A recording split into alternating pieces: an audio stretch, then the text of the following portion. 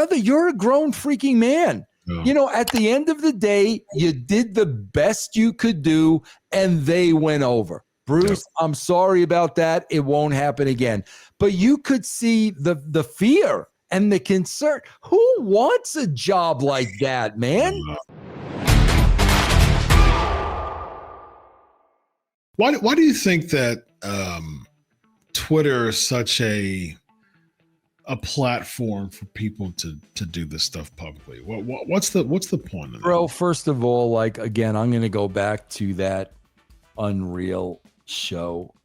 You are really seeing, bro, and we talk about this all the time, you are really seeing individuals where this is their whole entire life. You're seeing it. Nothing freaking matters. When Chris Park is sitting in front of that monitor, that he laid out, that's his entire world. Bro, there was a tweet by Leilani Kai. It was like a Saturday morning, and she literally said on there, "Oh yeah, today I'm gonna watch WCW all day."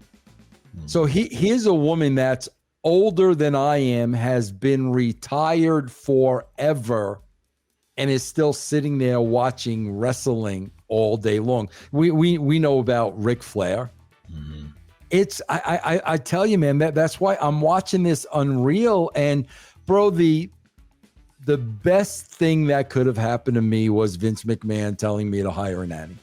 That was the best thing that absolutely happened to me, because it was a wake-up call.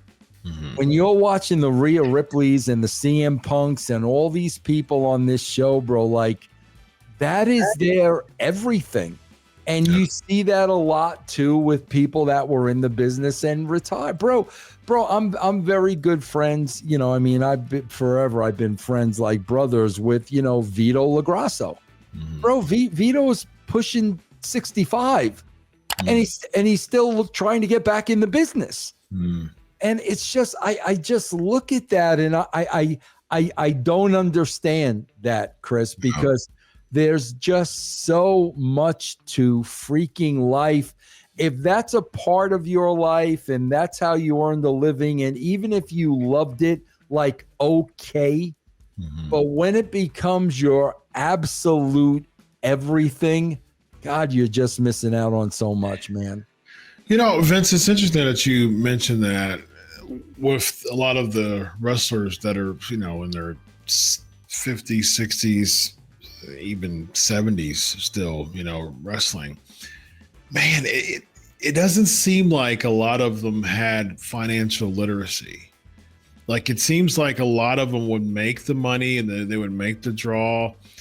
And they probably didn't make enough money to really bank on having a surplus, because a lot of those people, this, Vince, a lot of those people in those territory days, man, it'd be like cashing in on a fortune to get $500 for the week. And then you had to travel and gas and food, and had to, collect, had to run with a bunch of people just to try to save money. A lot of those people who are older, they didn't really get that guaranteed contract benefit. You know what I mean? And so it's unfortunate, man. A lot of those legends, they really don't have, the surplus of money. But even with the people circa the past 95, so to speak, who had more of a guaranteed, what is it what do you think is causing them, or has caused them, to still be in their 60s and 70s being strapped for funds, man? Chris, I don't know, because I'll never forget this. And I know I told this story before, but bro, when I started working for the WWE, there was the assistant editor of the magazine. He was a guy by the name of Louis Gianfrido. And Louis Gianfrido was a Italian, loved the business, was in very, very, knew a lot of the guys really well. Like him and Arnie Skolin were best buds, Savage. The guys really respected him. And I'll never forget, bro, when you worked in Titan Towers, you had 4 walls in your office, and you could pick out what superstars you wanted on the walls in your office, and they would frame them for you and everything and put them up. Okay. Louis had nothing in his office, And I remember when I first got there, bro, I'm like, Louis, why is there nothing in your office? And Louis said to me, bro, this was a kid. Louis said to me, every single day in wrestling can be your last day. Every day can be your last day. And when my last day comes, I just want to walk out the door. I don't want to have to gather my stuff. I just want to walk out the door. And bro, I don't think a lot of wrestlers understood that, which blows my mind because, bro, when Louis told me that, it probably took me about a month to see it. And then that's why immediately I was saving my money, bro. No. I was putting my money away and saving my money immediately. No. But I really believe that you had a group of people that just believed it was going to last forever. Now, you know, you've got your, you know, like, you know, because I work with them all the time, you know, your Al Snows and people like that knew it was a business and knew it could end any day.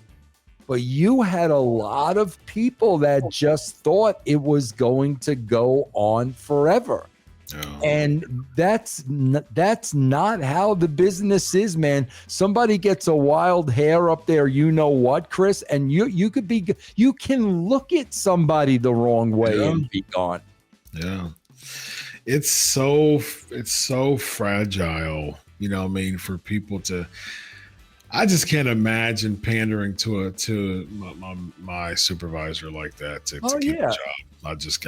I mean, you saw like we saw how Chris Park was with Bruce. I mean, you saw it, and like, brother, you're a grown freaking man. Yeah. You know, at the end of the day, you did the best you could do, and they went over. Bruce, yeah. I'm sorry about that. It won't happen again.